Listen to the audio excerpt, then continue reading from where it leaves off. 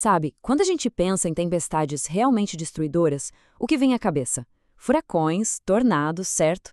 Mas, e se eu disser que algumas das piores tempestades do planeta não são nada disso? Elas se movem em linha reta com uma força absurda e muitas vezes pegam todo mundo totalmente de surpresa.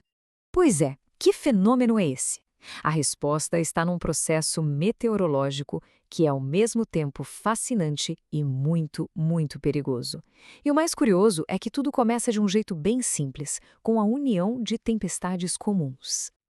Olha só, uma célula de tempestade sozinha é relativamente pequena, sabe? Mas o problema é quando elas se organizam. Aí, meu amigo, elas podem se transformar em algo com um poder de destruição imensamente maior. Para a gente entender como isso funciona, a gente precisa começar pela tal da linha de instabilidade. Pensa nela como o bloco de construção principal de tudo isso. É como se fosse um exército de tempestades marchando em formação, sabe? Elas compartilham umidade, energia, e isso faz com que o grupo todo seja muito mais forte e dure muito mais tempo do que cada uma delas sozinha. E é exatamente aqui que a coisa fica séria, porque essa linha, que antes era reta, pode começar a se curvar. E essa curva é um sinal do nascimento de uma verdadeira máquina de ventos, muito mais potente. E essa curva tem nome, pessoal. É o eco em arco, ou bow echo em inglês. O nome vem literalmente da aparência que ele tem no radar do meteorologista. Parece um arco, desse de atirar flecha. A grande diferença aqui, e isso é super importante, é que não tem aquela rotação de um tornado. O perigo de um eco em arco são as rajadas de vento que vêm com tudo em linha reta, como se fosse uma onda de choque. Elas são capazes de derrubar árvores, destruir construções e causar um estrago generalizado. E essa forma de arco não é por acaso, não. De jeito nenhum. Ela é a assinatura visual de um motor poderosíssimo que está acelerando a tempestade por trás. Esse é o segredo de tudo, o jato de entrada traseiro. Imagina uma corrente de ar muito, muito veloz lá no alto da atmosfera que desce e avança para frente da tempestade.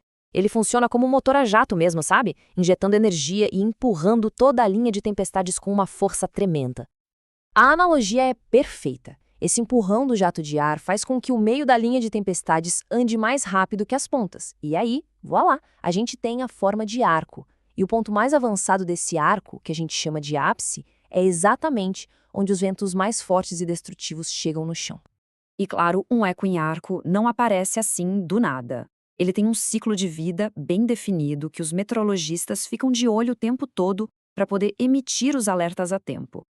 Então, o processo é mais ou menos assim. Primeiro, surge uma linha de tempestades mais ou menos reta, aí aquele jato de entrada traseiro que a gente falou, ele se fortalece e começa a empurrar o centro para frente, formando o arco.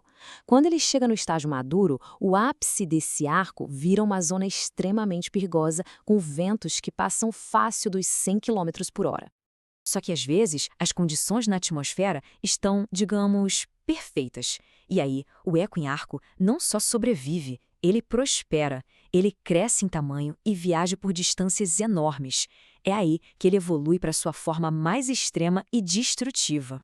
E esse estágio final é conhecido como derecho. É um nome que impõe respeito e descreve perfeitamente a natureza implacável desse evento. O nome foi escolhido de propósito para fazer um contraste com a palavra tornado, que tem a ver com rotação. Um derecho é fúria em linha reta, é uma maratona de ventos destruidores que pode durar horas e cruzar vários estados, várias regiões.